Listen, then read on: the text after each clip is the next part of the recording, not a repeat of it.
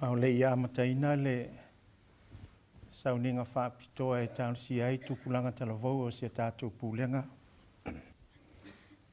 Vea ia lo leo e whaima fofonga o Tupulaga Talavou o sia tātou Pulega. Mātou te whaafero i tuai le pa ia maualunga. I ole ka le sia i ona tūlanga whaalupea. Lau sunga il to ina whaatonu ma lau whaltua. Sunga i whaafeangainga ma whaltua. Le mamalu o le tātou Pulega o mātua o ainga o wo le tala lei. O mawhai o na mafuta mai. Mātou te whaafeiloa i whaaloalo atuai. I le lotu tāo sia mo Tupulaga Talavou o le nei tausanga luafe luas fumalwha. I le swafa manu malo Yesu Keriso. So i fua manuia malalangia ma. O le lotu tāo sia mo Tupulaga o le nei tausanga. O le au sae tāo sia ilo lātou so i fua. O lātou waonga, o lātou ngā luenga, o lātou tālonga ma so sfaiva. Awa nga iatu ili whaiunga o le nei tausanga.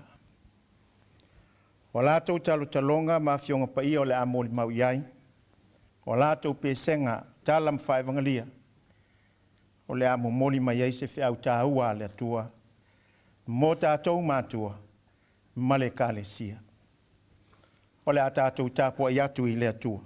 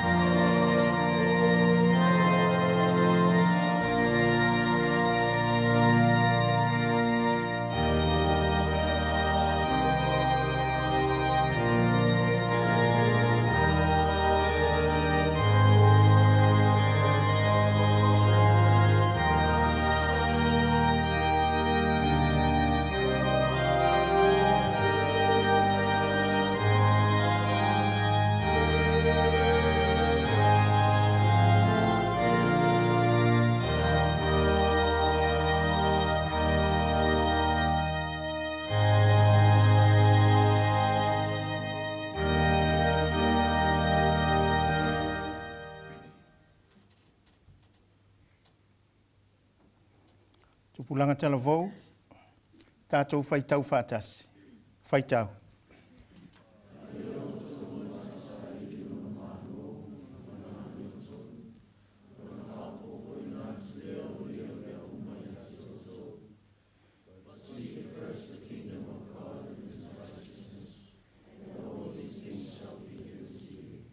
Tālo le angang pai.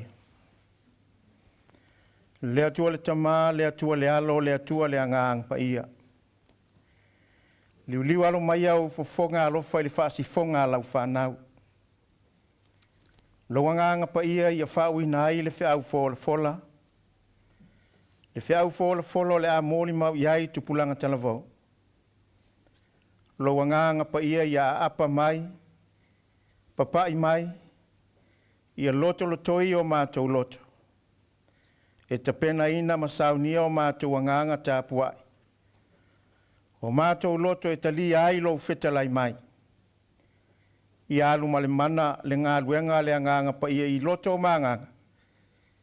Ina ia moni ai ma wha maoni le tāpuai ngā whaia nei.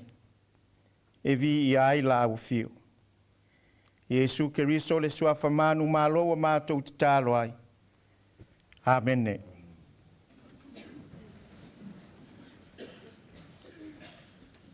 O le vinga o le atua tātou te pese ai o le pese se lau sifuru.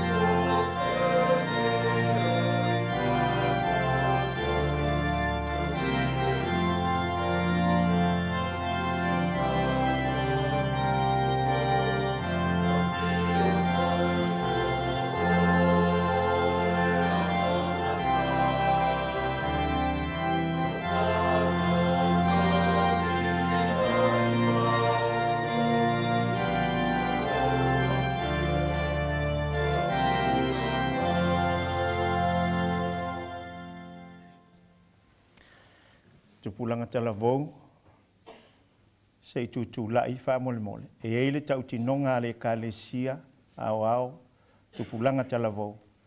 O te mana au tau te tutulai e whaitau. Tutulai Tupulaga Talavou.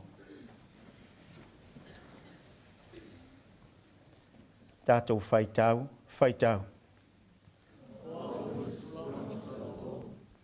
E kalesia whapototonga Kerisiano Samoa. O te fola ma tau tino atu. O te ola ia Keriso I lo uolanga atoa. O te awai so se sauni ngā lotu. E whaitau ma su e tu spaia. O te talo whaatasi pe te talo to atasi. I le manuia po le pupua ngā tia. O le a o whaia mi o pu lea lelei. I taimi umalawa.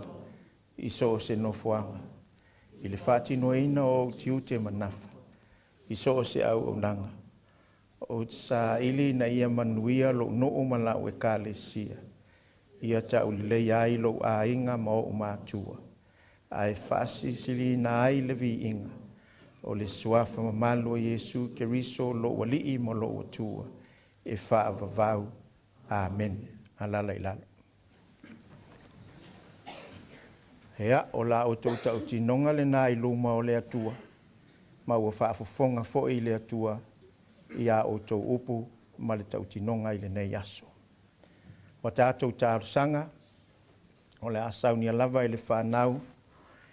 Tamaitai a Erinei. Tamaitai a Luisa. Ma le tamaitai a Mele. Tātou wifo matalo.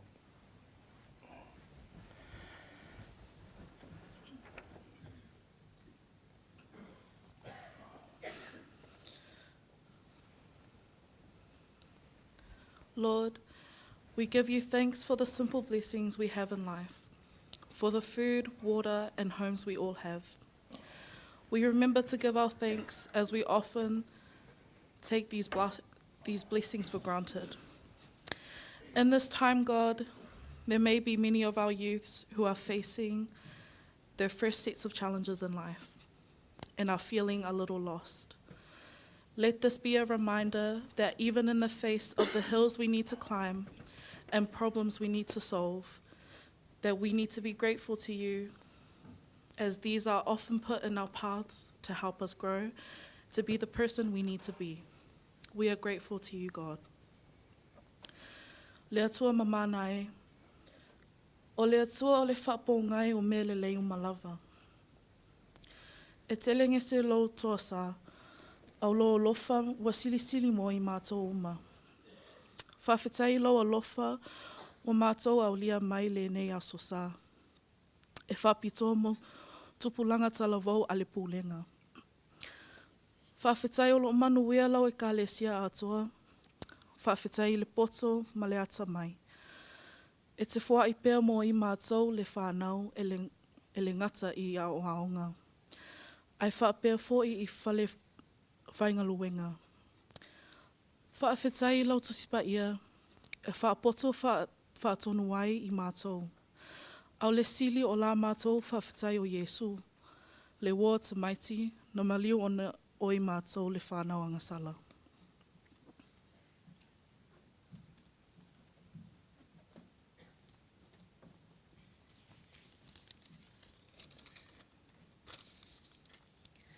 Le atua tolu tasipa I ai.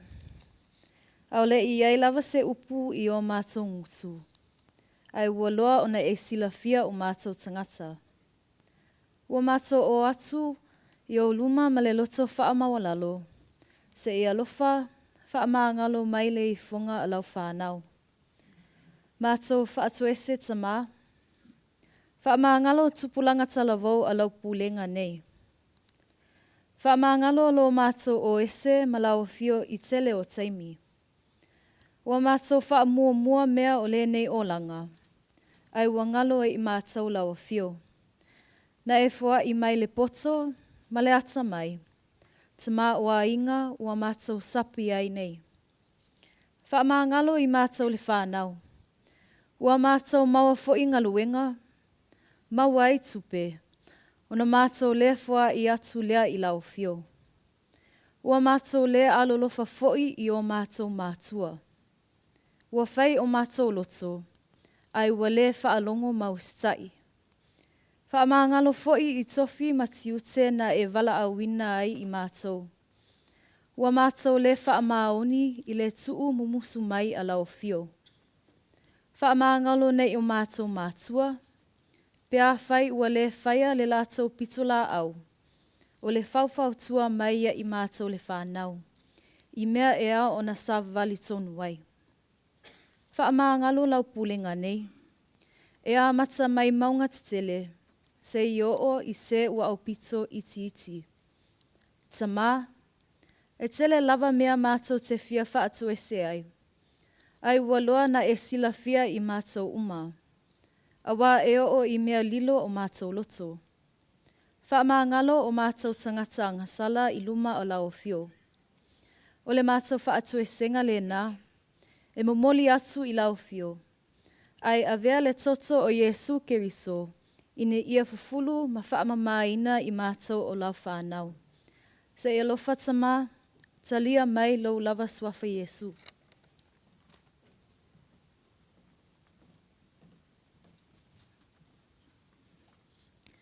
Le atoa lo mātou tama, o I o luma la mātou whawhetai ma la mātou whaatoi senga, ai o mātou manao.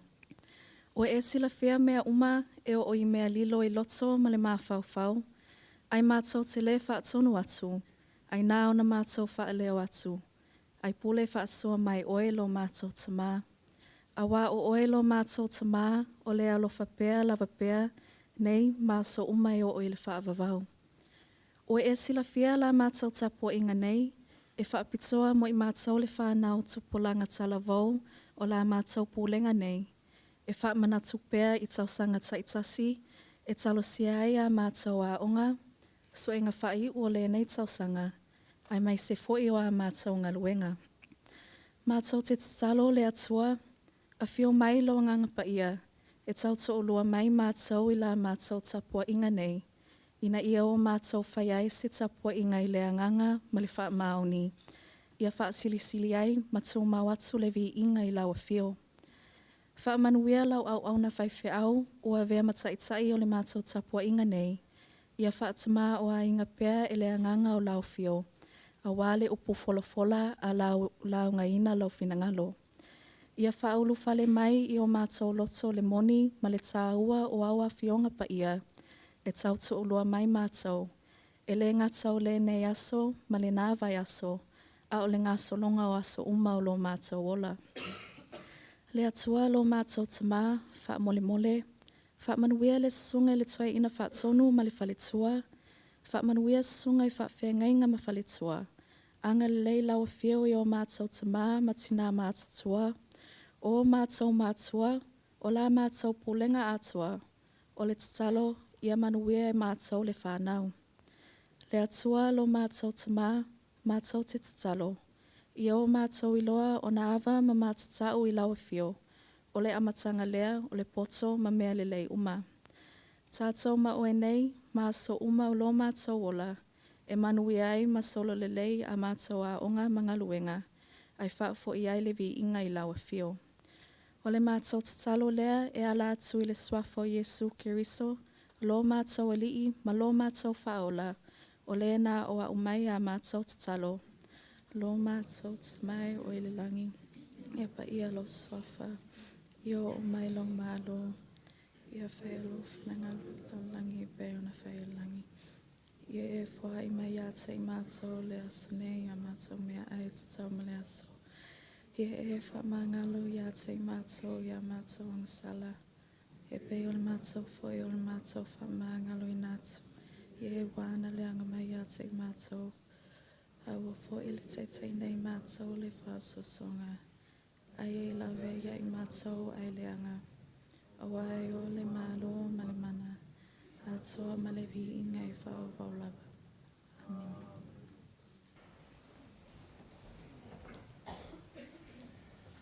Ia o sauni maia Wellington e tala le tātou a fiafi I whaevangalia. E il tātou pese foile, pese whaavevela. Ia Tupulaga Talavou, se i tūla i lunga. Se tau whanono. Hei hei. Hei hei. Ia tūlo i lunga la whaavela tātou. Ia mata tā mai tātou.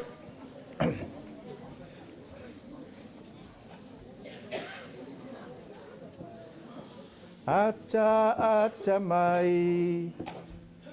Wal fatina. Fasou mai patu i merka biang.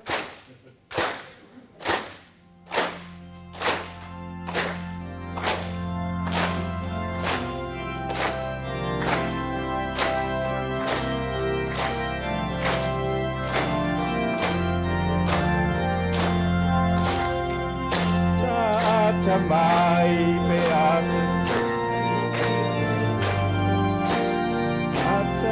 Ata mai. Ata.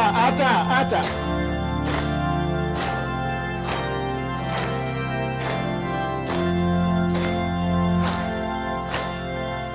Fia Ata mai beae.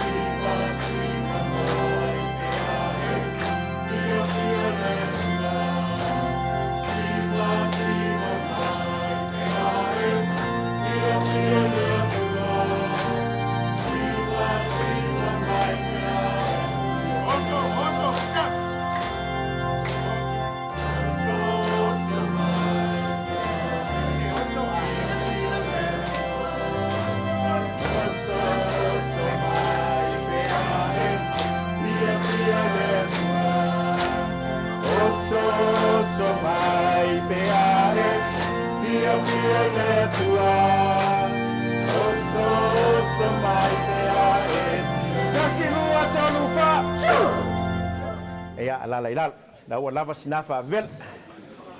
Ea wala. Ea leo Talavou mai Wellington a mole o Lotu taimi nei so mai.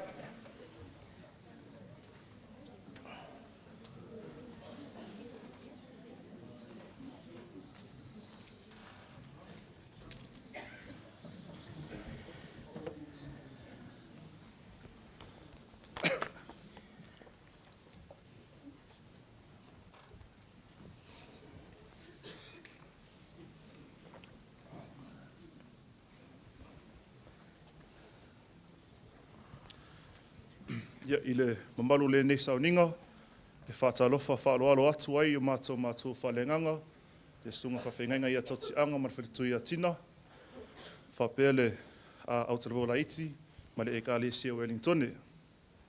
Whaatalofa atu i lau sunga toi ina whaatonu, wainga au, ma le whawhetui a Keiti Liko, ma alo lava le soifua.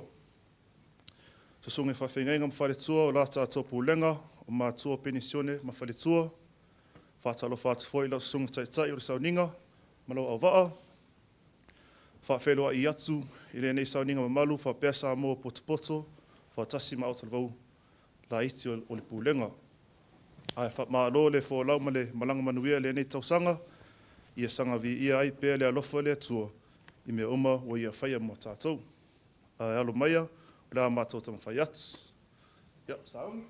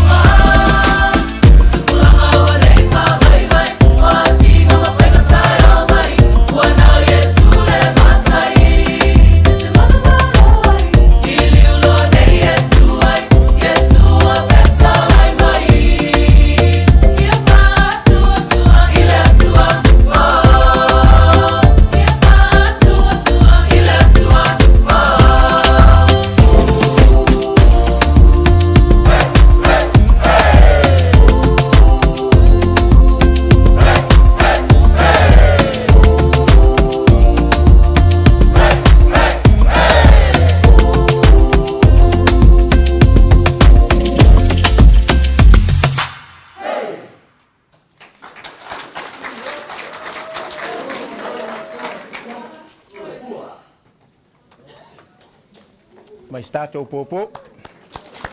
Stato popo fa tai tele lava. Sungai le fengai nga ma mea mal faltua. Ya me se foi le paia ma le mamalu le kalesia ma le Talavou mai Wellington fa tai tele molo to sao. Hat Valley ya sumai mai loa.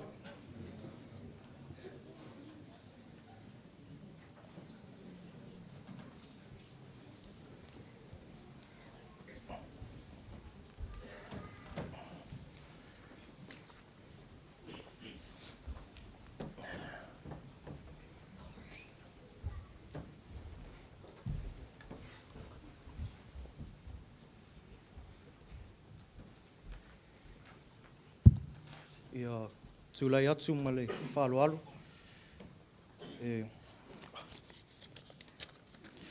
Whai au masui o le mato o Talavou, la iti whakasad valley nei, whatalo whaatu. Ai le paia ma le mamalu, sauninga i le nei tūla, sulau sunga tamato ina whaatonu ma le wharitua, sunga whawhengainga ma o tau wharitua, whapea le pa ia lasi o mawhai ana tātou mafuta le nei tapuainga. Whapitoa se whatalofa i mawhitanga Tupulaga Talavou, mai le kalesia o tātou Pulega. Ua onga iai au te o le nei sauni, ma lor soifua mau mai langi e ma. Ia o lea tamawhai atu le au Talavou la iti, mai Hat Valley nei. Ua whoiso mātou sau i le tātou mawhitanga i le nei afiafi. Ia au sila mai mua malok sirisila. Whaftai, sauia.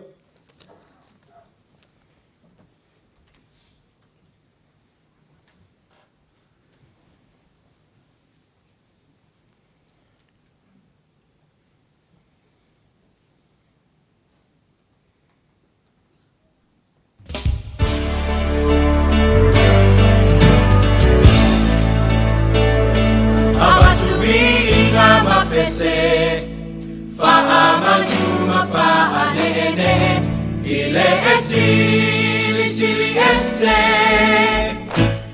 ua ofia fia tele ina ua lato fai mai mato teo ile maota olo utama abatumi inga mapese fa amanu mafa ane ile sili esse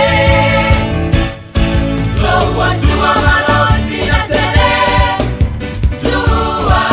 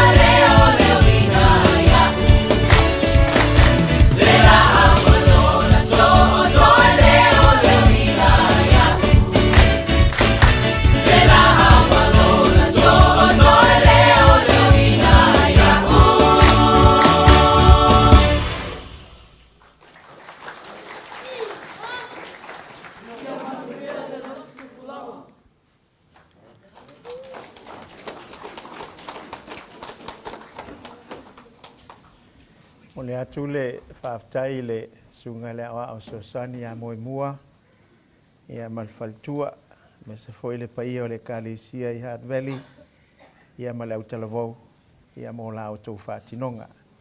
Whaaftai te le lava. O le whaitawina o tuis paia le a whongaina lea i le sunga ia Shailo Liko.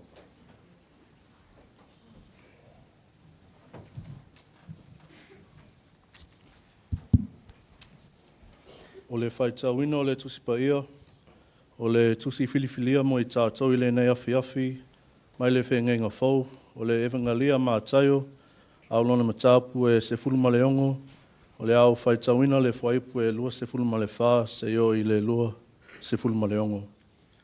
O le whaitawina o le tusi paia, o le tusi filifilia mo i tātou i le nei afi, mai le whengenga whau, o le evangalia mā taio, tapu e se fulma le ongo, o le au whaitawina le whaipu e lua se fulma le wha, se o i le lua se fulma le ongo.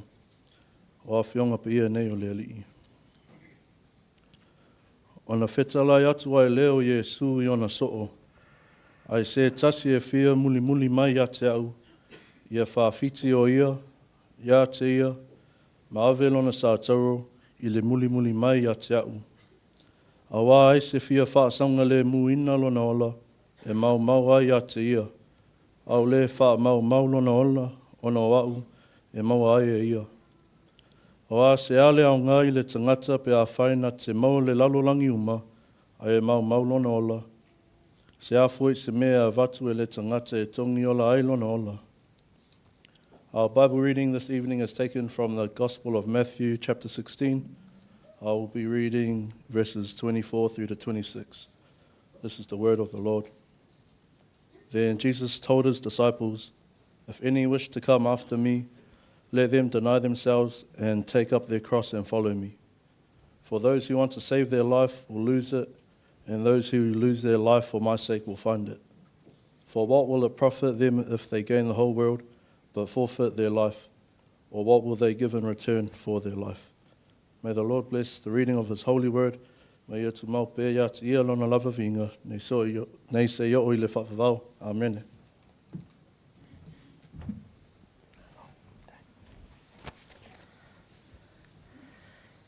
Ia, o mai whaasolonga i le au Talavou, ia mai Lower Hutt. Ia, su mai ama tala mai au, lau sunga i le au pensione tia ai, ia mai se foi lau Talavou mai Lower Hutt.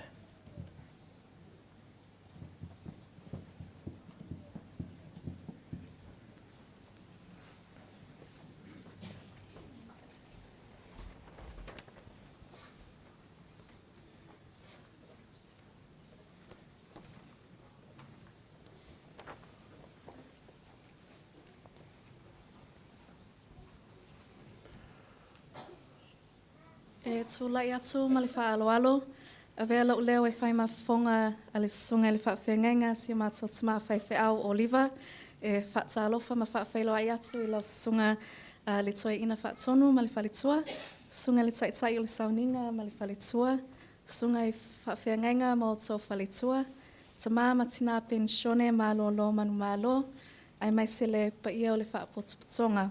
O leo le a tama whai atu le e ka le sia Lower Hutt, whanau le e ka le sia Lower Hutt. A waso mātou sau i le Lotu a Tupulaga le nei tau sanga, usi mai a lau sila ma lau mai moa, taimo le avanoa.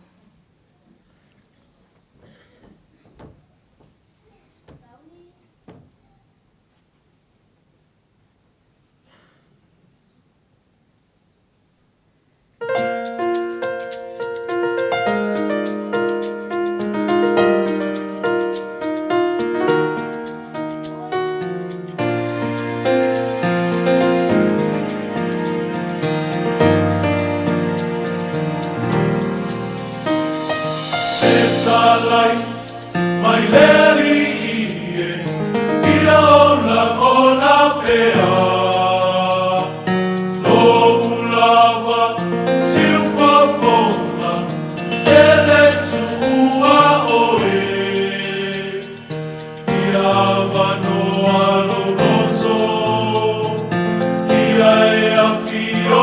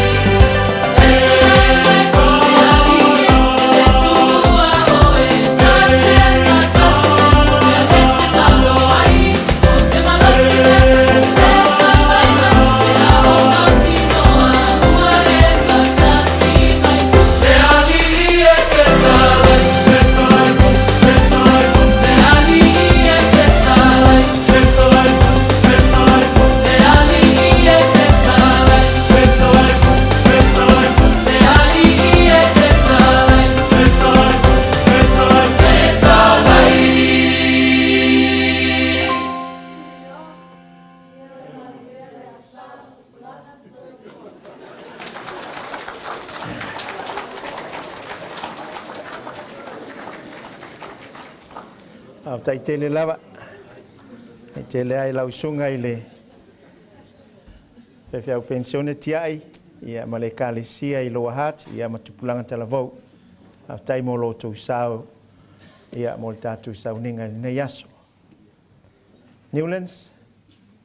O Lotu avanoa le nei. Sumai ma. Tala mai au. Mai aloa. I on tātou whaalongo lo le i le whetalai mai o le atua ala i lana au auna.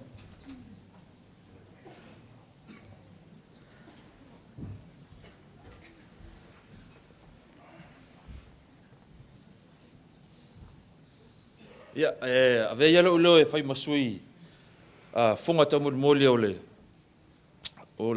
sunga le awa o lo tau sia mātou ngā luenga nei vai taimi ia o te whaatalo whatua i le pa iban malo le tātou Pulega lau sunga le toi ina mal wharetua whai whiau mao lātou wharetua ti a kono ia o tangata o mao o mata mal tātou live stream nei taimi ia o mātou Newlands ele fau ia o lewa mātou mai e avatu foi sina whiau o le nei foi loto Tupulaga ia o le siva leo le a mātou tama whai atu ai ia i le whiau o lo whaapea mai pi mau i lo tātou wa wa o le atua leo lo o kapeteni le tātou wa ia pule lava tāta po wheo le tua le wa ai pi ai ia pi mau wa a saur whaafita uli ia I don't care ia usil sila mal mai moa Newlands hey hey oh hey hey oh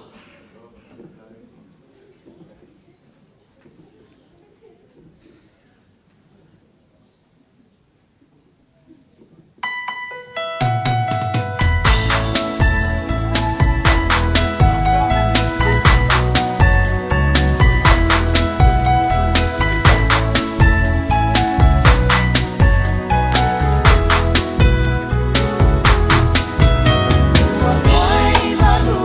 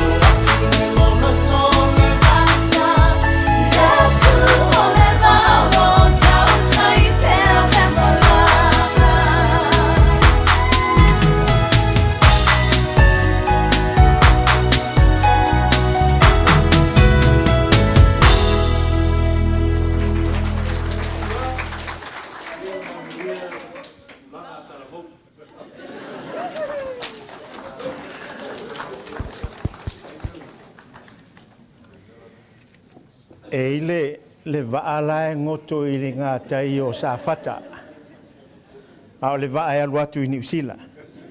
Ele o le vaala lea. O le vaa lea o le tala lei. O lo mo moli mai ai le whiau. A wala e te whaatari le vaala e ngoto i si Ai oso i le vaa lea manu o maua lo wavanoa. Whaftai tele lausunga le au ao. Ti ama le whaltua. I o le kālesia i le fau. Mai se le au Talavou la aiti. Whaftai mo lo utou sao. Mo moli mai e fo i le whiau. Mo le nei sao ninga. I ama sa mo lo poto. E se whiau tā ua leo te whiwhai atu. Ai le itula e atu le tofi. Wha mole. E i Tupulaga Talavou la pe to iwa la ua atu o le fale. O lea le i. La ungaina le upua le atua. E le avatu le saunoanga whamanuia le sunga le tamā whaatonu. Mo o tau. O ale o mea e se lo whaanua noa ai. Tā penanga ua se manuia mo o tau. A leo vai atu na umaloto wha evangalia tau tu umuli. I le ava mal wha alo alo. Le anga i tau na tau si pēr le mamalu al tāpua inga. Ai me se i tō atu so tau matu pala. Se wha manuianga o tātou tamā whaatonu. Mo o tau le whanau. Ta tala lau whaafonga, ta tala lau loto, ta tala lau finangalo ma lau wha moe. Ia ofi ai le upua le atua. O le awhetala iai, saunoa iai, le sunga ia nomen. Ia mai se whiau mo tātou. Ia manuia le whiau al tala lei.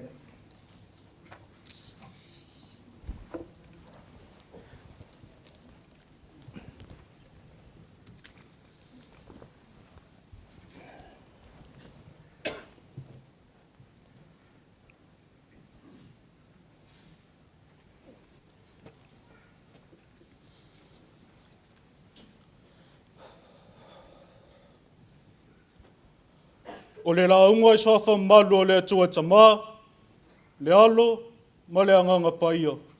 Amen.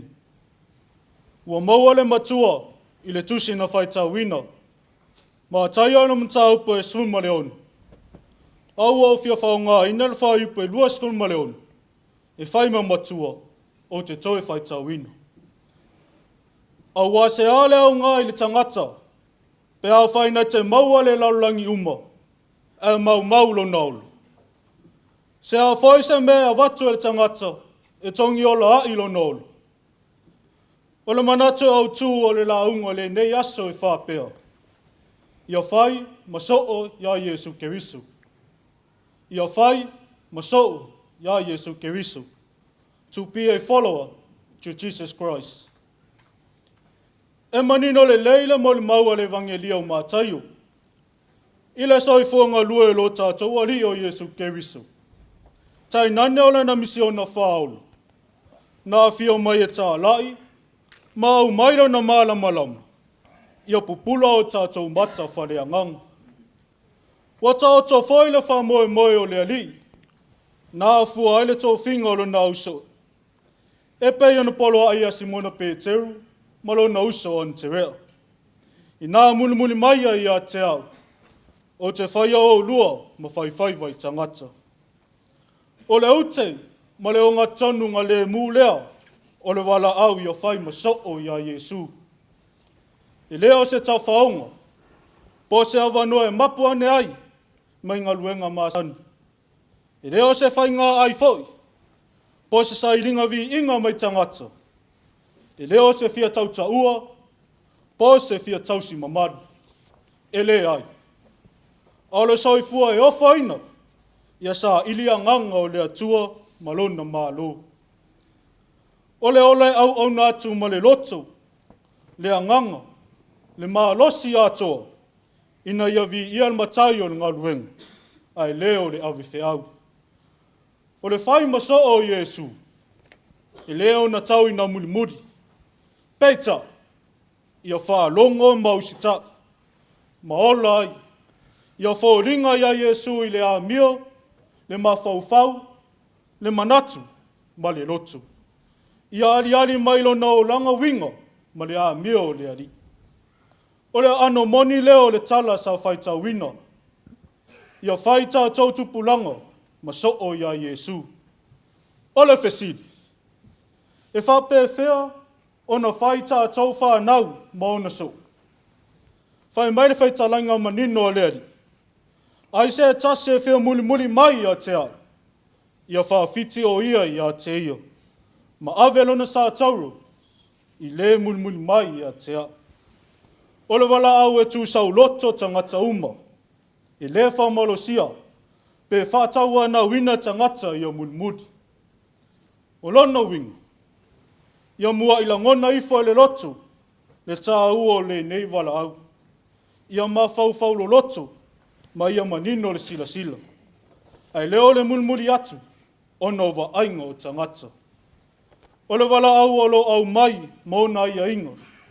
Ina ia atoa toa, e talia ina e so se tasi, lona wala au ina. Ioi, o la Yesu, mua, ia whaafiti o ia te ia. O lona winga, ia tu ese, malafoa i o tātou mana, ma manatu whare tangata. E wha moe, ma whalongolango tasi i lea ri, o lo tātou ola e pule ai. O le whai maso, e le whaia lea i se mea tātou te loto, ma manatu i ai. E tātou on sa wali, e tusa maala o ke wiso, e manu i ai. Lona lua, avere sa tauro o ke wiso. O lona wing, e iailu i tau o le ngaluenga. E leo se ta whaonga, e ino sia, ma tau e mua e tangata. E ti ngā ma mawhatu, ne sa tauro whawhita uli. Ma puapua ngā whesaua ina, ma tofo ina ai le so monu. Ioe le Tupulaga o Pulega i le nei aso. O le whea wha malosi lea, wha tala lei. E pau ai lo tātou ola wha lea nganga, a wā lea tua malona malo. Ia mana tua, o tātou, e wha moe ai lumana i o manuia, o le ngaluenga lea tua, wha pea o tātou a inga. Lo tātou whaupenga lea Tupulaga, o tātou, o le lumana. O lonawi, a matatau i lea tua, ma mulmuli Tupulaga Pulega ia Yesu. E le tau mate le ola manuia, o le lumanai, o le vi inga sili le nai lea tua, e au le ngaluenga. Ua le ngata ina e walau liai tātou i Yesu, e muli atu. Aua ia au mai foi le whamanuianga, e maua atua atu o nei whaingataa. O wheta lai mai Yesu, awa ai se whasaunga le muina lo nola, e mau ai a te ia. Au le wha mau lo nola, ona wa, e mau ai e ia. Ioi, ia whao ngā aso to toi o lo tātou wolo. E au nai mo le lii malana tala lei. Ia tau au ngā ina o tātou wolo, mo le lii mana whiau. Aua nei mau ina lo tātou wola. Male maa losi alu solo i mele au ngā. Ma tuina nau le anga o le nei lalolangi. Alu wha maa losi Tupulaga. Wa i atu ia Yesu ma le loto matala. Lea nganga ua whatumulia e lon tau maua inga tele. Tātou te mau ai le sini. O tātou tau sini o ai mo le numana. Ia mana tua. E le moele ali o le lalolangi. Mana au, e tamo whai e whaleanga, ma le peti o tātou o langa whaso. Ia fili ma le ata mai, fili whaatasi ma le ari, tātou te ola manuia ai. A leo wala patai mai Yesu. A wā se a leo ngai le tangata, pe a whaina te maua le lalulangi uma, e mau lo nau.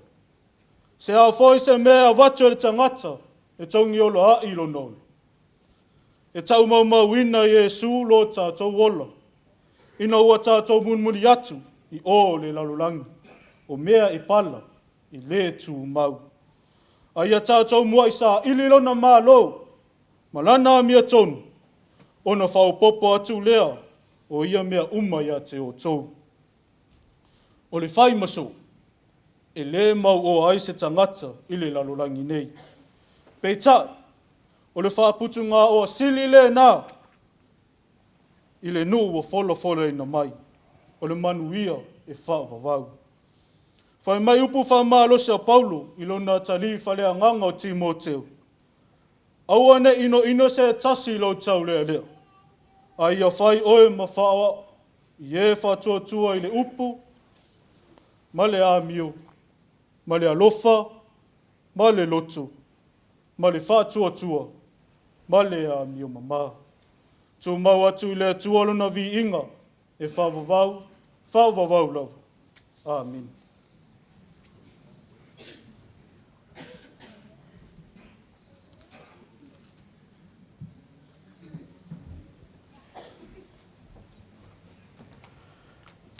Se taimi o na saunoa lea o le tātou ta mawha tonu, e tō se whamanuianga mo o tau. Tō se whamanuianga mo o tau. Se taimi fōi o muri mai, i o na abatu leo sau whaafitai e le lava.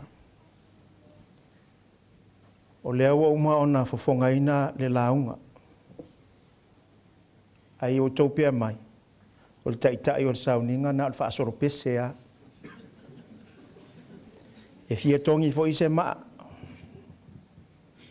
Mo le wha moe o Tupulaga. Na tu wha moe se tu mai ai lunga le wala au tāpua i lea sa na tonu a Tupulaga se toi whaitau a.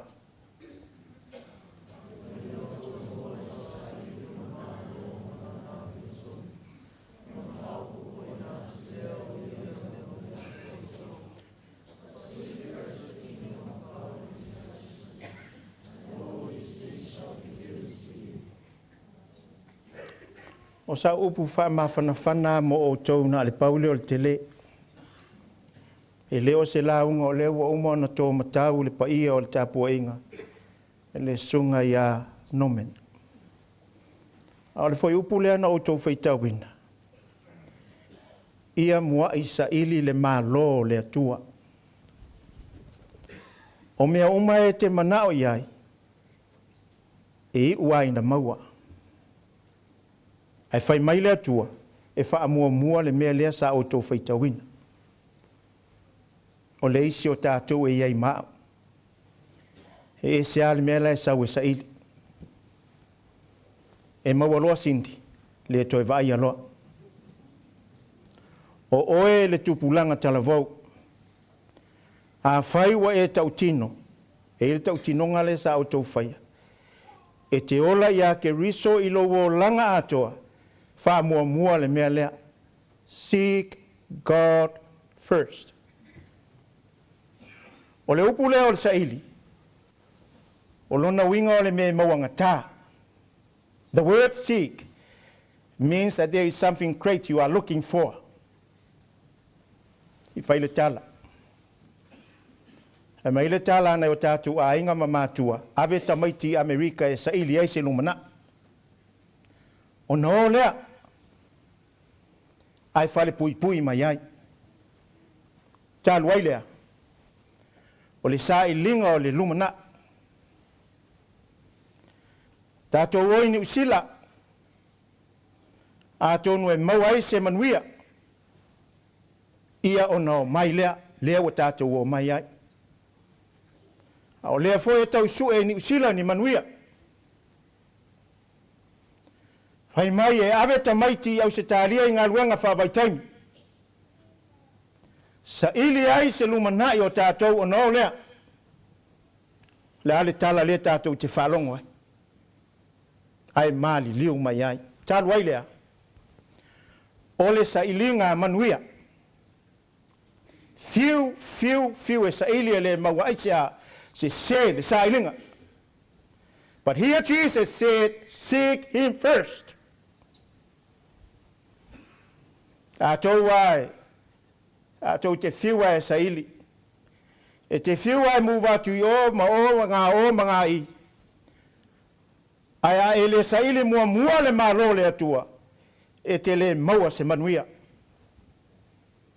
O lo o tau soifua, ma le lotu talo sia wa o tau. I le nei tausanga. Ma se lumanai manuia mo o tau. Wha mua le mea lea. Ona maua lea. Seek God first. lau sili ate o tau Tupulaga Talavou. To fia o toi fia talo. Tu ilunga lau lima. Put up your hand if you are a prayerful person. Put up your hand. Tu ilalo whaftai whamaon. To fia o toi fia whai tau tu spaya. Put up your hand if you are in the habit of reading the Bible. Don't be shy. Whaftai whamaon. E tō fia o tau tūlunga lau lima. E fia o le lotu. Ma whālongolongo le upua le atua e launga ina e lau whaiwhiau. Put up your hand if you are so willing to go to church every Sunday and listen to the word of God. Put up your hand. Whaftaira tala pelo. But let me tell you something. Let me tell you something. The church is not the valley of death. It is the fountain of hope for your soul. And the narrative of the Bible tells us that God looks for worshipers. Church is where you shape up your destiny. Not a place you do your text and Facebook. If that is you, get out of it. It's going to lock you in. And your ideas become evil. Se fai se tala ilo wolanga.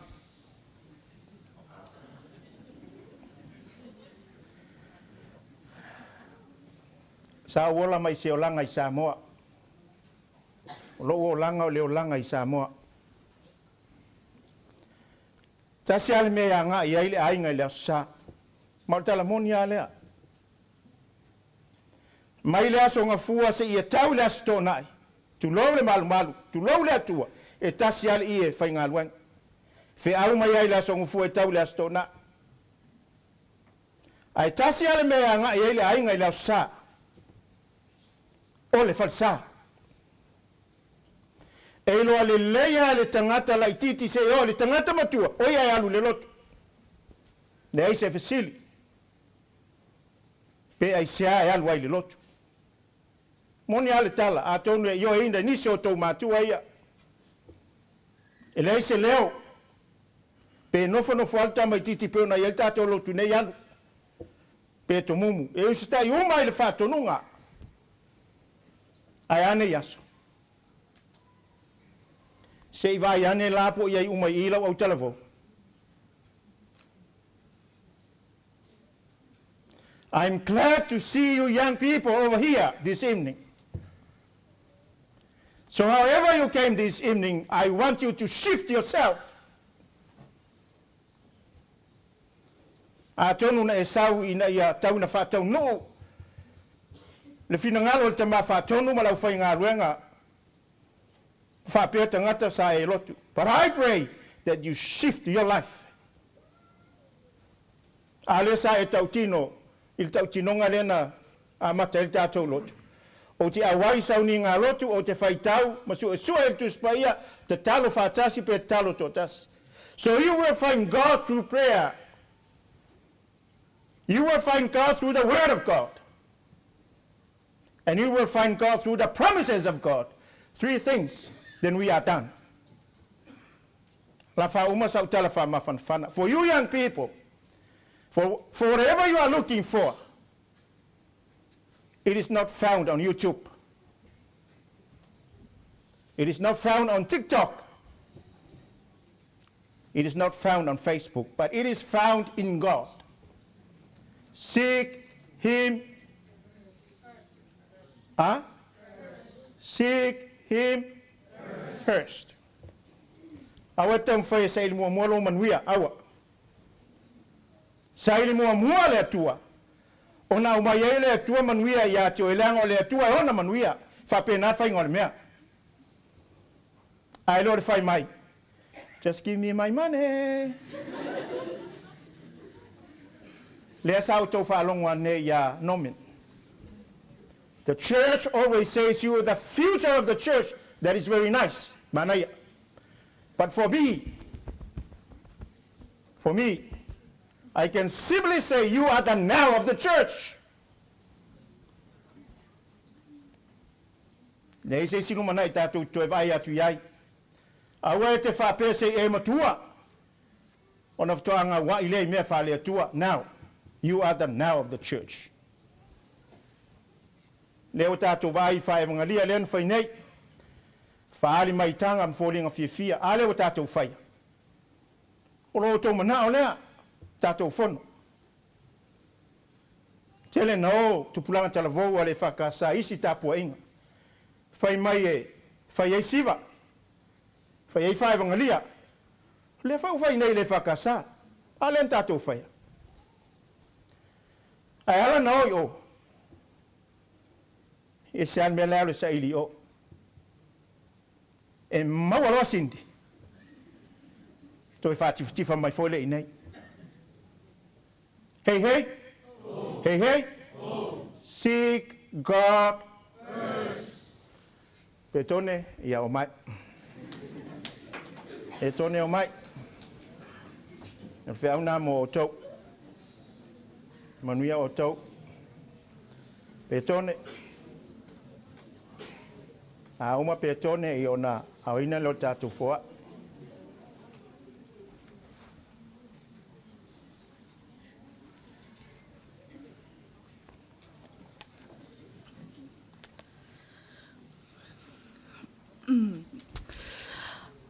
Whātalo whātule au Talavou la iti mai pētone, I lau sasunga le toe ina ma le whaletua. Whātalo wha fo I mātua whaaleanganga o au Talavou la iti, ma lo le soifua. Yeah. Ai. O sila ma lo mai mua.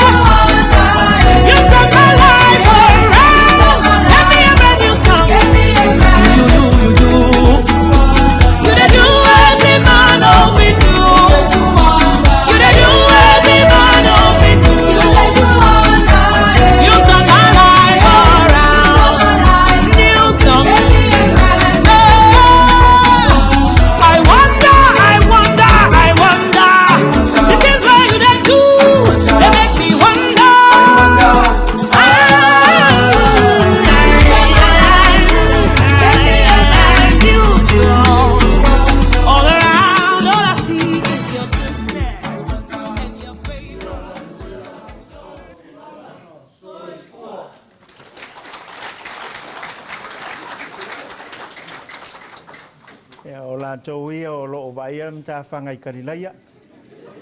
Le mea o loo tūtai le vaa o Yesu. E se la mai le vaa mai le fo. E o le se le vaa le na. E o le vaa le o Yesu lai ngā utai le. Karilaia whaafitai tele. Whanau Talavou mai petone. Ia wa mo loo tau sa o walfa mo mo le ne yaso. Vi i ai le atua, whamanuia le atua. Le ao ina tātou foai. O le foai mo nei a tātou whanau. So please dig deeper into your pockets. Please.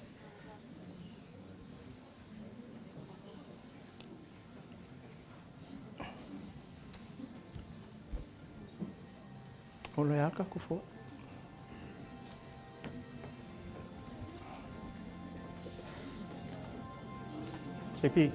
JP.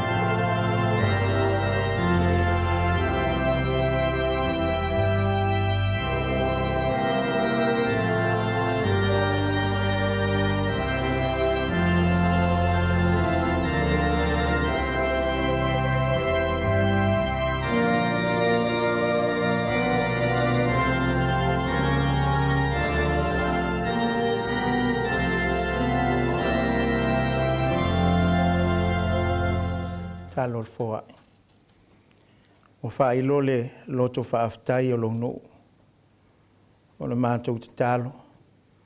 Le tamau ainga na e tuina i o lātou au. Lea ua foa. Se e whamanuia i o lātou ainga. Manuia i ngā luenga. Ma le mātou te talo. Alofa talia mai. Whapaia ma whaonga i nai ma lo mātou wola whatau wa. I lau whi au ma lau tala lei. Yesu ke riso le suafa manu malo o mātou te talo ai. Amen.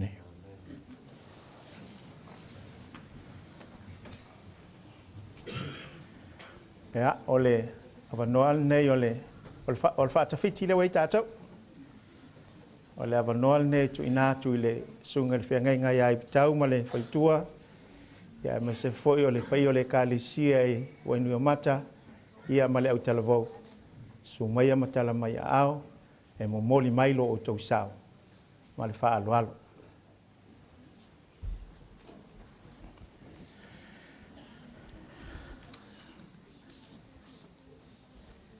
Whawhitai lava mo lo avanoa.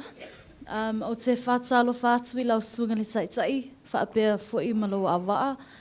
E a velo lea e whaima whunga tau moli moli o le mātou whaalea nganga, lea sunga I le whaafia ngainga I a utupo ma le whaletua I a Marisa I putau. O te whaatalo whātu I lau sunga le tue ina, whaatonu ma le whaletua.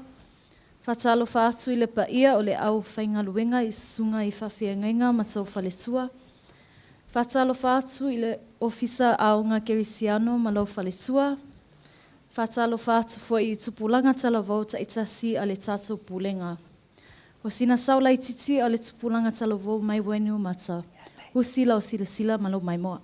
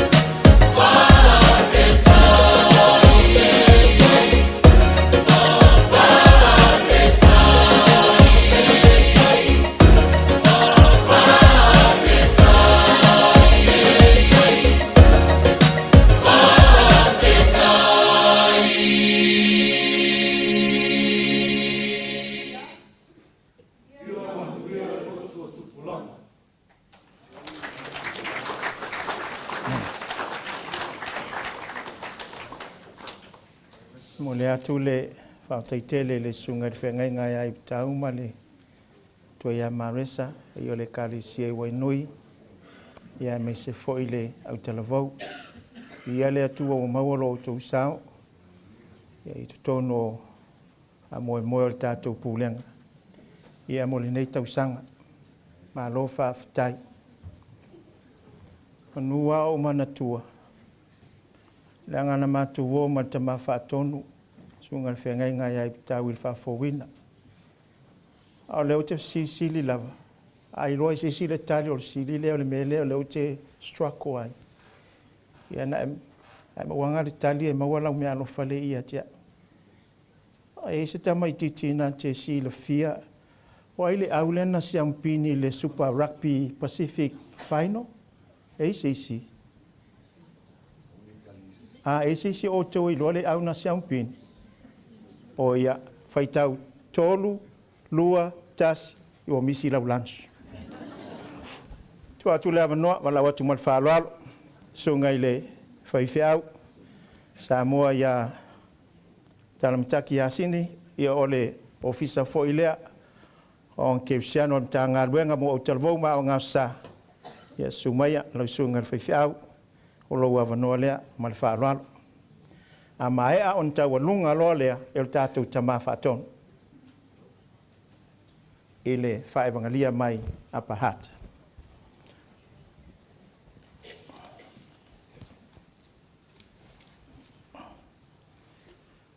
Ai le ia amatalia lau tautala I lau sunga tai fono. Ia o le au na maa lo le Super 15 o le au le sunga le whaiwhiau ia utupo o le Auckland Blues. Ia, o le au whātai tali ati o le sau lunch matai au whātai. Ia whātai lo fionga le tai fono mo le avanoa. Ai se tūlai ma le whāloalo. Paine le su le sunga I le tamā whātonu ma le whātua. Su I sunga I whawhiangainga ma whātua. Tamā pensione ma le whātua. A mei se foi tamā pensione I Lauahat. Le malu le Pulega I mātua ma inga. O mai maasani ai mai se Tupulaga Talavou o teine matama o le Pulega ua whaapito iai le nei sauninga. Whaftai le alofa o le atua ua mawhai o na whātau nuina le Lotu o Tupulaga Talavou a le Pulega Wellington I saute I le nei afiafi. O le sauninga taua e talosia ai alo ma whanau. I le whianga iai ma ngā luenga, ai mai se suenga tau whaiwiu o le tausanga whamalo ia te outou le whanau, le whamalosi. Malo le tau iwi. I le whianga iai ma onga ma ngā luenga. A o siva whaemangalia ma whātinonga wa whātinoina e le whanau wa au mai ai le tele o whiau au ngā. E le ngata mo Tupulaga ai whapea fo'i mātua mai tātou uma. O lea e moli ai fo'i le whamalo ma le whaftai a te outou le whanau. Mo tāpenanga ma whātinonga uma. Whaftai, foi, le awhionga le taitei whono le sunga ia wheweti tutuila. I le whamaite o le nei whamoimoi tā ua. E taritonu foi. O le langona lava lea e tasi o le paia o le au whainga luinga. O le tualalo ma se talosanga. Mo mātua mā inga wha mole ina ia unai mai le whanau I mafutanga ma polokalame ale au Talavou. Whata oto tau pelusu malua. Whaiupo e onu. A wau ia I le tama e tusa ma lona ala. Ao ina to ina lava o ia. E le te aisi ai. O le vave whaafai le ina. O lo la te wola tali tonu i le rii. O le atu mau maulai. Ma vea o ni whanau e fia iai le atua. O le amawhai ai o nā lawe ina tupulanga mai i le whaunga se o lātou taimi. Ma whaasau ina i lātou mai whaosonga le fili.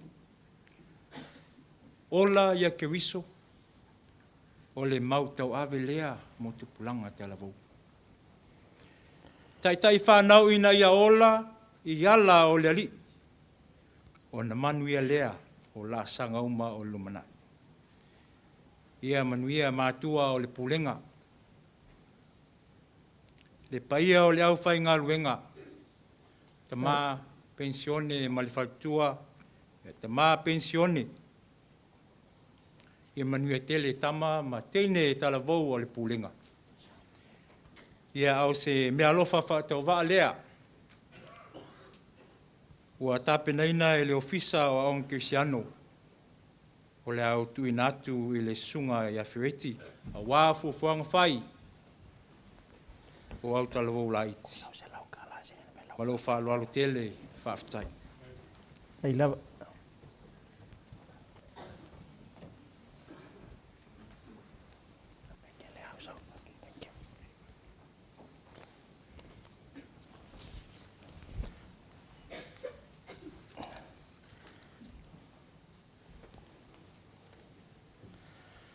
Mai statou pōpō mo le saunoanga mātou o fia le sunga te te au.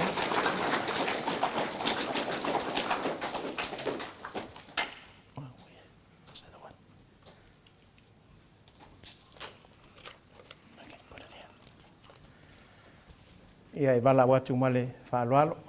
Le au ta walunga tātou whae wangalia. Siva whaale anganga. Ia e lau Talavou o tātou mātua.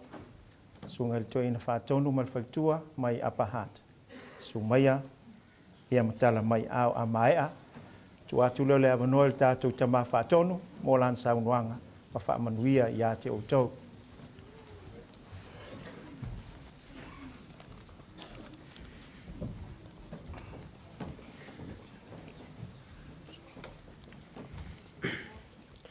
Sofa malo Yesu Keriso le ao le kalesia. A vea lo whatawaa e whai masui o mātou mātua. Le sunga to ina whatonu ia vai ngā au ma ke tiliko.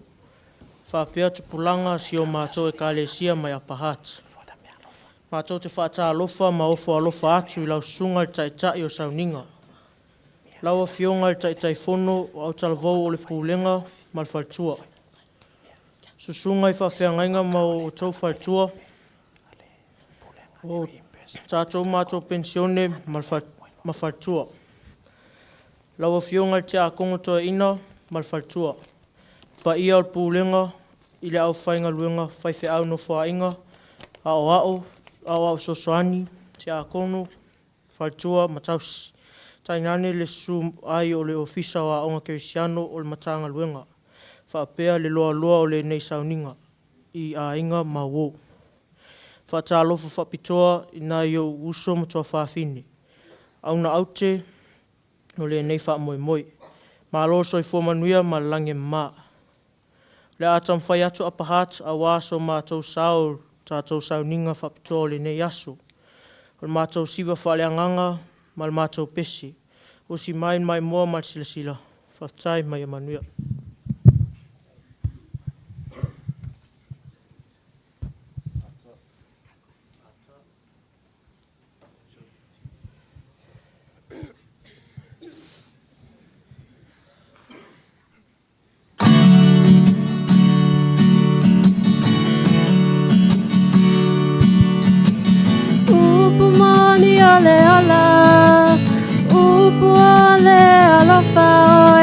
Le faola, aleluia.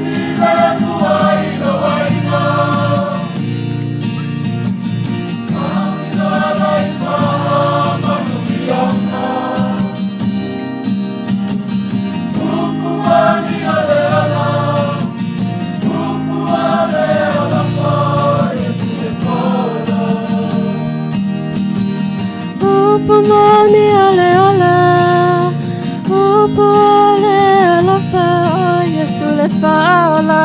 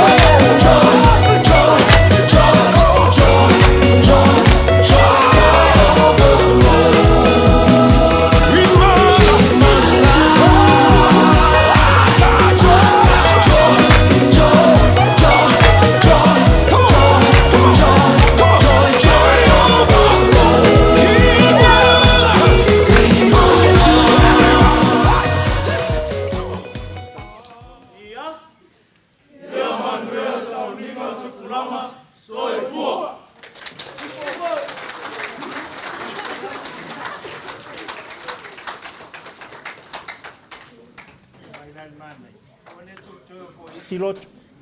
Le ai maua i nei mea nei tau te mana nau ai. A tai tele o tātou mātua o le Pulega. ma whaatonu ma le whautua, i o le kalesia i a pahat, Tupulaga Talavou, whaaftai o lea ua whaitawina o tō ilo o tō sao, wha moe moe o nei aso, ia molo o tō wanga i le lumanai, wha manuia le atua, le ia wanoa o te wala ua tuai ma le whaaloalo, lau sunga i le au tō ina le komiti whaatonu, mai ngā auliko, ia mo lau saunuanga ma le whaaloalo, whaaftai.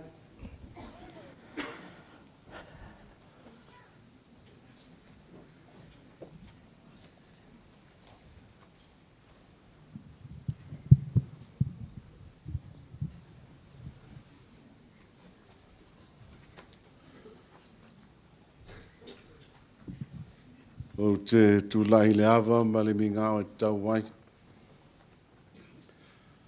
O te tautala foi ma le whai tete. Ua pa ia mea nei. A wālo a fio le atua e pa ia. I le swafaman mālo Jesu Keriso le aure ka le sia.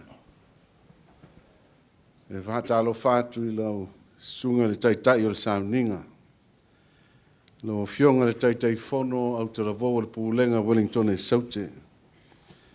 Pēr malo le lawa wa. Talo fatu i sunga i whawhengainga mo tō whautua. O tātou mātua pensione. Mo lātou whautua.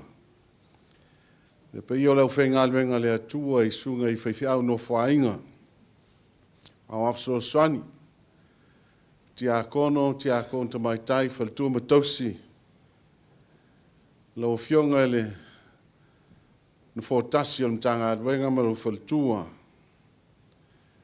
Ai le vai foi le fala oto le su mai le o fisa o Kirisiano mtanga adwenga le sunga le whaiwhiau ia sini ma whaltua. Ma le paia, ma le mamalu o le neita apuinga whapitoa mo anam whanau le tātou Pulega. O le whātālofa whapitoa ia autou. Anam whanau o le tātou Pulega. Tupulaga lalo wawa. O ka le sia fitu o le tātou Pulega. Ma lo lava le whamalosi mai le nei a fiafi. Ma lo le wholau manuia le nei vaenga o le tausanga. O tau lama whai u ia whiau mga aluenga. Ai lea ma whai na to ua le mea tau na whai. Le nei sauninga, pena sau noa ia le tātou taitai o le sauninga. E le se mea ua whama ite nei. Le ai. E le o mātou to e nangina fōi se mtala langa fōu. A le nei sauninga whapitoa e talo si ai alam whanau ma lātou whaiva SS. A wāl whai unga le tausanga na whawai na mai lava e tātou mātua ua sa ina le na sua le tai ao wāle tātou Pulega. E le tamato ina ia risati ma whareni, soile ma le tamato ina ia sene ma rosetta. Fa pe foi le tamato ina ia fatutuli ma le fatua ia meripa. Ia lewa o mai le mātou teimi o lo wha wau pea. Ia ngāluenga le lei ma fufuang ma wha moenga. A le vaenga le sauninga ua tuina mai eile ava noe le taitai o le sauninga. Se yo faise wha manuia. Mo tō warum whanau. Ai le ia watu la le whamanuianga. E aona tātou toe mawhau le loto i le mafua anga. Ma le whato nunga e ala ia fionga pa ia le atua mo tātou mātua. E ka le sia e fia le Pulega le matanga aluenga ai ale ka le siawa. O le whatununga le to ino mose whai mai. I e whapotpoto ina le nuu. O tāne ma whawhine ma tamaiti. A tō ma le tangata ese ia te oe iau a ai. Ina ia lātou whālongolongo ai, ma ia au ina i lātou, ma ia lātou mā te tau i le li i loutou atua, ma lātou ana e whai upu uma lava o le nei tū la whono. O a lātou whānau foi, e na lei loa, ia lātou whālongolongo, ma ia au ina i lātou, ia mā te tau i le li i loutou atua, a le upu o le poto, a le tama, a le teine, e tusa mo ona ala, a o ina mātutua, e le te e se mai ai. A le whetalenga tū sao le tātua li whaolo Iesu, i nā tū mai o ta maiti o mai a tea. Ai au o le wawao i a te i lātou, a wae whāpeu i lātou nei, o i le mā lo le atua. Le tātou mafta ngai le nia fiafi, o le fina ngalo ke riso, o le fina ngalo ke riso mo oe mātua, au lotu, whaife au, ma teito lua, i e tātou tausia, ma whawhanga ina tamai mā moe lana lafu mā moe, o le mele wa tātou potpoto mai ai le nia fiafi, e tui nātu le whaftai le atua, ono nei o loa tā ua, wa ia foi na mai mo i tātou. Ma tātou sā ili manuia i le nei a fiafi, a wā se lumana i manuia le whānau. Ma tātou ai o iatu le atua mo lana taitainga, o le whānau i alo manuia. O lātou suenga whāpitoa, a onga, o whaiva ese i te tono o whalewhenga luenga, o ainga te tasi ai maise e kāle e sia, i alofa ngia leali. I alofa ngia leali. Ma whapa ia ina o lātou taumu whenga uma. O te wana watu ma le whāluano, alo mwhāna uma, se tutu lai. Tutu lai uma tātou. O le la whaile te talo si ai, manui o le atua, mo o tau le whādau, si tātou te talo. Le atua na mātou ta mai whāwaue, mātou te whāwhatai mo nei o mātou whānau nei. Mea alofa tā ua we foi na mai mo i mātou. Wa mātou te tāno atu se ie alofa ma e whāpaia, ma whāmanuia ia te i lātou uma. Ia maua i lātou le loto fia fia, le tino mālosi, ai meise le anganga whāwhauina. Ie whāmalia ina o lātou māwhau whau i mele lei, ma mea o ngā, a wāso lātou lumana i manuia. Ia lātou langona pēle fia fia, e mā futa i tu tono lau e kāle e sia. Ma lātou i loa i te te le fili, ma ana whāoso songa. Ta mā mātou te tālo whāpitoa, le nei a fiafi. Ie whāpaia ina nei o mātou whānau. Sāu nia i lātou uma le tino mā whau ma le nganga. A wā o onga, o suenga, o ngā luenga ma whaiva ese o lo tutoe, o le nei tau sanga. Ma mao mai o le tino, ma mao ni mala mani whaingatā. Ai teita ina i lātou uma i lau lava nganga pa ia. Ina i lātou i loa lawa fio Iesu ke riso la wala pele. Ma sanga whātu mawina ilo lātou whātua tua i lawa fio. O le mātou wala au atu lea. E ale le swafa malu Iesu ke riso la mātou li i male whaola. Amen. Amen. Ia lau sunga ele taitai o sauninga. Vea ni ia no e whaia ia ue whai masui. O le nei sauninga mamalu. E moli atu ai le ngang o le whaftai tele. Ma te ele o mātou lotu. E tu sai ma le nei sauninga pa ia. Ma le nei sauninga tofi maalia. Ai meise foi ia la ua waa. After tele lava il whanau mo tāna sanga. E meise foi le whaita wino a whiong pa ia le ni.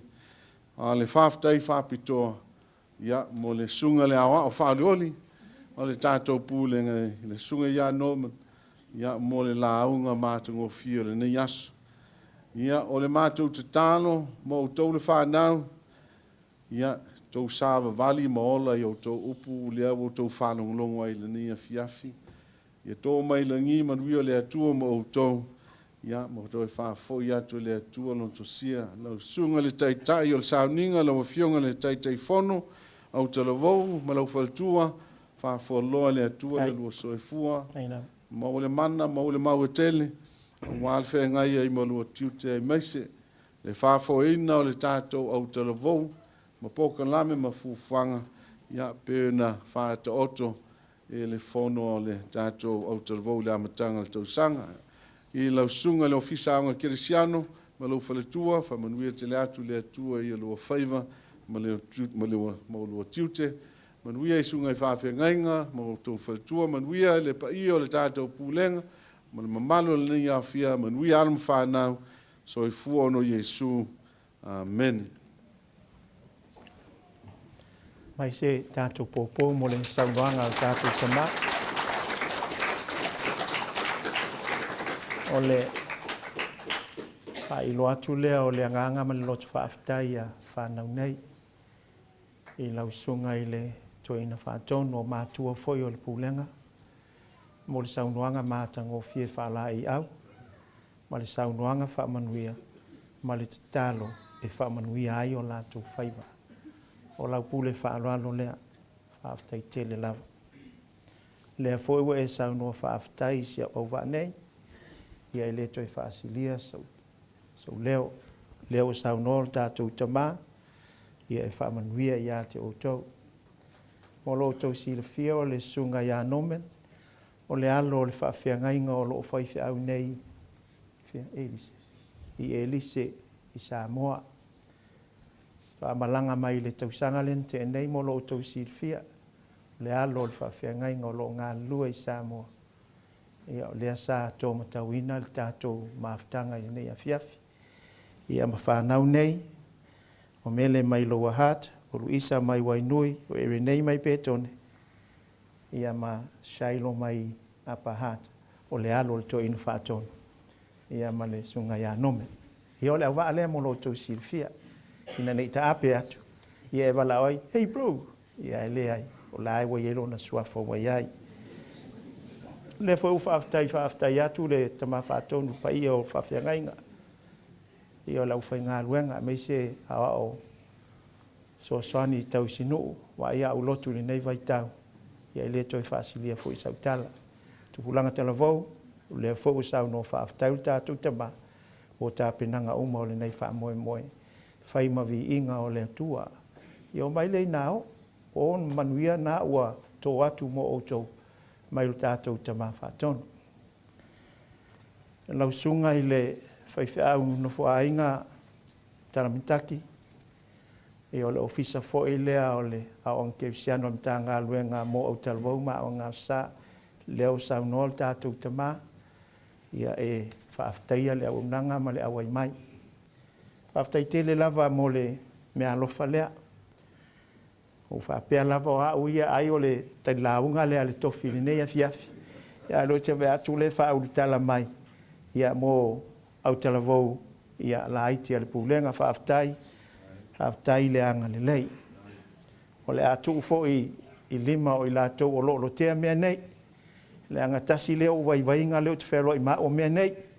E lau sunga e renei, ma te Roma taofi. Ia umana o mai le vatu tātou sene le ma mea ia e whaitau wha mo le whaaftai lo tau ma au ma le anga le lei. E ala li sene. O mea wato e sea ona o le atua ma lunu finangalo. O ia fo ia toi whaatou. Mu whamanuia tele le atua, lau sunga i le. O ke siano mo lo fautua ia male tofi waiai ia leanga o lea sa o lau tadi ma o le tadi sa o ale na o le tadi sa o ale na e le fia no foi matua o le Pulega ai mai se fa fia ngai ngam fautua ai mai se fa nauia mai upu ma to i fale ata pe la titi lava ia ai o ai lalo le wati se mea alofa lea usaunia e mātua o le Pulega, lau whainga luenga Tupulaga Talavou, o le nei Pulega, ia mo lau sunga, ia marfalitua. A wā se lua malu afiafi, lea ngai leise, iu tau waila le statou i putita maiti. Ia o le asu e ale me o lai le intia nei le afiafi, ia pe atu ua. A teitele lava i le sunga le awa o ia tanu wasa malfalitua me se le pa ia o le kālesia i Hutt Valley. Ia mo le whaawanoaina o loutou maota, a wale wha moe moe o le Pulega le nei afiafi. Whaaftai tele le tani manao, whaaftai le anga lei. Ia whamanuia le atua, i lo o tau pa ia, mo lo o tau mamalu. O nei folfolanga ia tasi pelua, usu lole o le pese whai, u whaitalo whamanuia tātou o. O le fono alau lau au Talavou laiti. Se ito e tapena fo i le wha moe moe whaapea. Le anga ilo to e mamao le lato waso sa Tupulaga Talavou le kālesia o au ia Januari. Wha mole atu i le anganga loto maulalo i lalo ifo le sa teuro le manu malo o le lato fono lau au Talavou laiti. Leo sa sulfito November. E uma lo tato lotu au whaita te iei uma lava tamaiti awane Tupulaga Talavou o nei misi au tu lotu lea. E ona tale o le whai lea fiafi tato whailoa i pētone i le i tu la e wha. I tu la e wha. E na i le aso sulfito November. Ha mole o le wha moe se i to e tapena o tau ia mole Januari le lotu lea a le kālesia wau mo o tau. Ia me se foi se i whaatūlanga po tu maulo tau manao ia o tau tālonga. Ia ona whaatūlanga i lea. Lua pespesenga o Klisimasi, ia nao sirfia, Talavou al Pulega, pesem whaevangalia, ale au Talavou, ia e fitu a tātou la lima o te sema, le tūlai lima, ia e whai mai foi nei, ia i le tātou malu nei. Ha mole lava, tu laulenga ngana, male mamalu, male maota nei, ia e tofu mai lava lau Talavou, mala na plate wha mole, tātou te whaitia i lea fiafi. Ia o nisi meo lea wha sila lea so lea, ia wā Januari manisi o ta alonga o lo wha tari mai. Nā le pau i o nei vaenga mo lo tau sirfia, ia manuia tele le whilaunga inga o le awhia ngai ma lau whai ngā ruenga i lea sa. Ia o lumana i nei, ta ina lo tau soifua i lungo le ala, ngana ina foi o tau fonga wale whiau fola. Ia mo e kālesia la o tau mafuta. Tātou pese i le atua i lona veinga e whitus fulmatoro.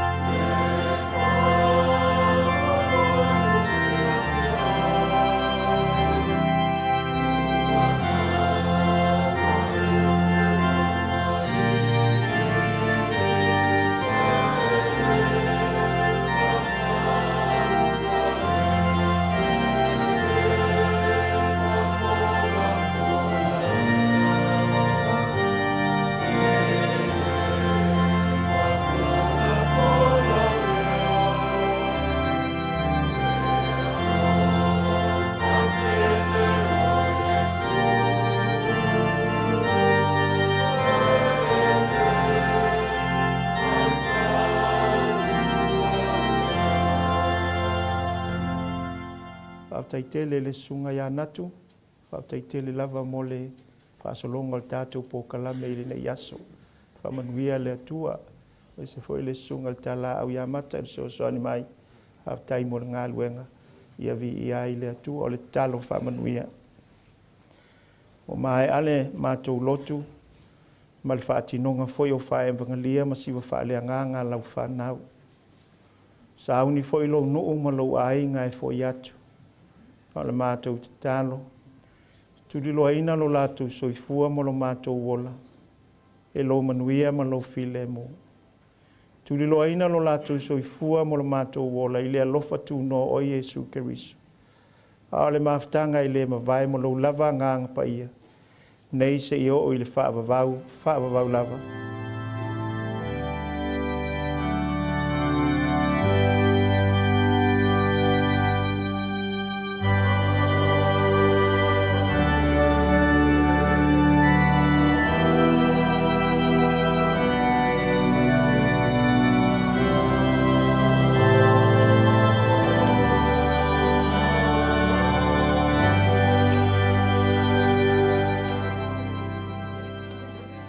Ia whātasi le ali mo autou.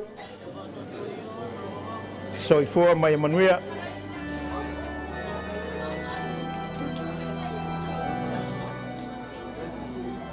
Malo whātai. Hei lava. Hei mo le tau saha. Well prepared. Whātai mo tau saha nei. Hei lava.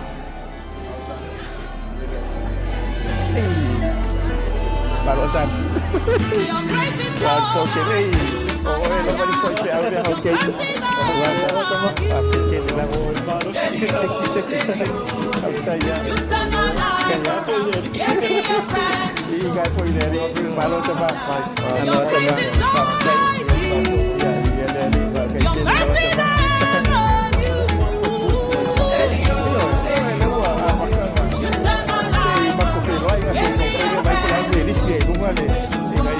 Jesus, you